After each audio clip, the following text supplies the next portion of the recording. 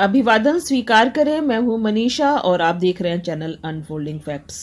साथियों, ज़्यादातर लोगों ने गिरफ्तारी या अरेस्टिंग शब्द को अवश्य सुना होगा।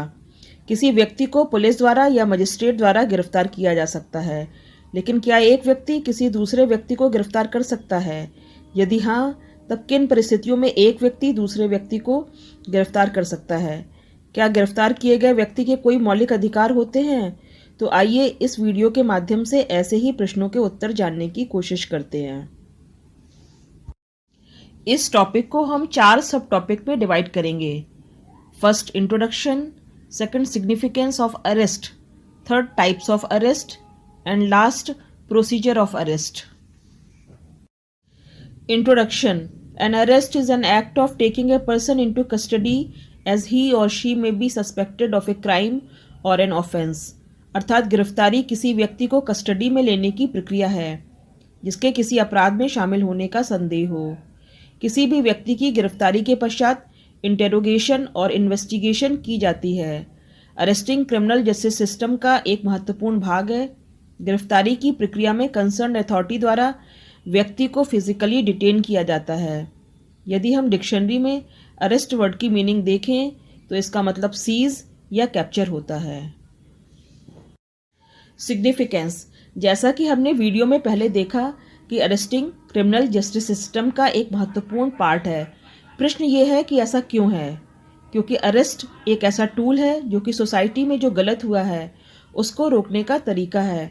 इससे समाज में एक संदेश जाता है कि यदि किसी व्यक्ति द्वारा अवैधानिक कृत्य किया जाता है तो उसको 4 दीवारी के अंदर बहुत ही बेसिक फैसिलिटीज़ के साथ कैद किया जा सकता है।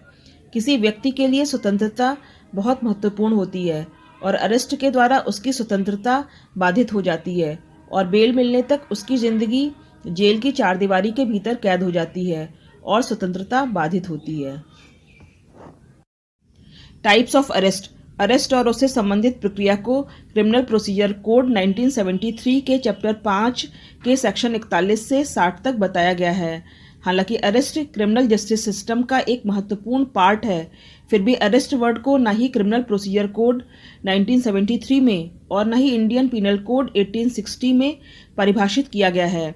अरेस्ट को किसी भी क्रिमिनल ऑफेंस को डील करने वाले इनेक्टमेंट्स में भी परिभाषित नहीं किया गया है। केवल section 46 CrPC how an arrest is made को बताता है। ब्रॉडली अरेस्ट के 2 प्रकार होते हैं। पहला, किसी भी मजिस्ट्रेट द्वारा वारंट जारी किए जाने की दशा में अरेस्ट। दूसरा, बिना वारंट के गिरफ्तारी। ऐसी गिरफ्तारी की दशा में विधि द्वारा स्थापित सभी प्रावधानों का पालन किया जाना चाहिए।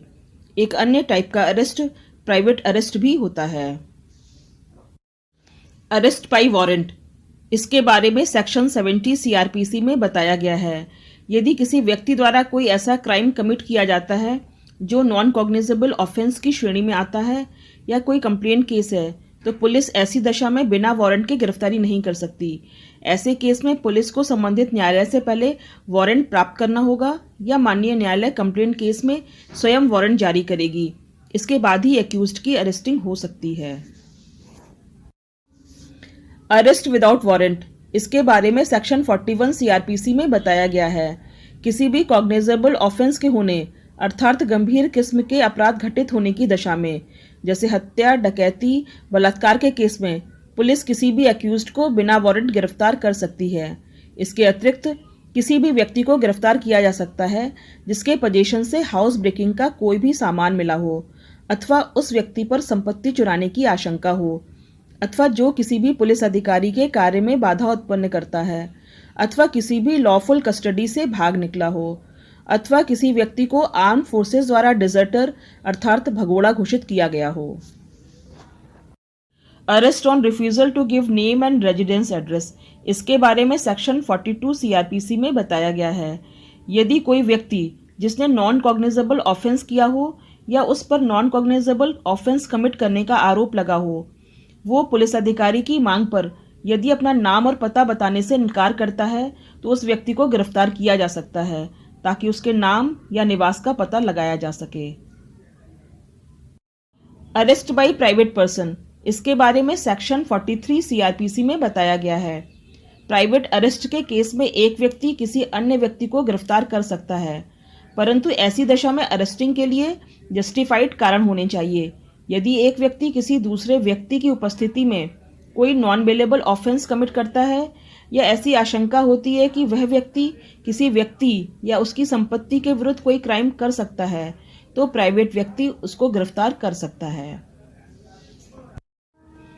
अरेस्ट बाय मजिस्ट्रेट, इसके बारे में सेक्शन 44 सीआरपीसी में बताया गया है।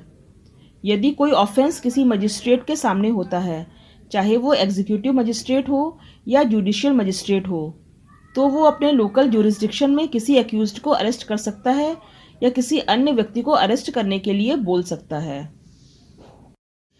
Protection of members of arm forces from arrest, इसके बारे में सेक्शन 45 सीआरपीसी में बताया गया है। किसी भी आर्म फोर्सेस के मेंबर्स को जब तक राजकीय कार्यों का निर्वहन करते समय यदि कोई कार्य होने से जो कि अपराध की श्रेणी में आता है, उसको गिरफ्तार नहीं किया जाएगा। प्रोसीजर ऑफ अरेस्ट, इसके बारे में सेक्शन 46 सीआरपीसी में बताया गया है। गिरफ्तारी करते समय पुलिस अधिकारी या ऐसा करने वाला अन्य व्यक्ति गिरफ्तार किए जाने वाले व्यक्ति के शरीर को वास्तव में छुएगा। यदि एक्यूज्ड गिरफ्तारी के समय जबरन विरोध करता है या गिरफ्तारी से बचने का प्रयास करता है, तो उसकी गिरफ्तारी के लिए पुलिस सभी आवश्यक साधनों का उपयोग कर सकती है, परंतु उसकी मृत्यु नहीं कर सकती। गिरफ्तारी के समय पुलिस अधिकारी को गिरफ्तारी का कारण एक्यूज्ड को अवश्य बताना चाहिए। गिरफ्तारी के समय परिजनों को इसकी सूचना दी जानी चाहिए और अरेस्ट मेमो तैयार करना चाहिए, जिसकी एक प्रति गिरफ्तार किए गए व्यक्ति के परिजनों को दी जानी चाहिए। गिरफ्तारी करने के समय से 24 घंटे के अंदर संबंधित मजिस्ट्रेट के यहाँ पेश करना चाहिए और मजिस्ट्रेट के यहाँ पेश करने से पूर्व गिरफ्तार किए गए व्यक्ति का मेडिकल करवाना चाहिए। तो ये थी हमारी आज की वीडियो। यदि आपको वीडियो पसंद आई हो तो वीडियो को लाइक करें और चैनल को सब्सक्राइब करें। धन्यवाद।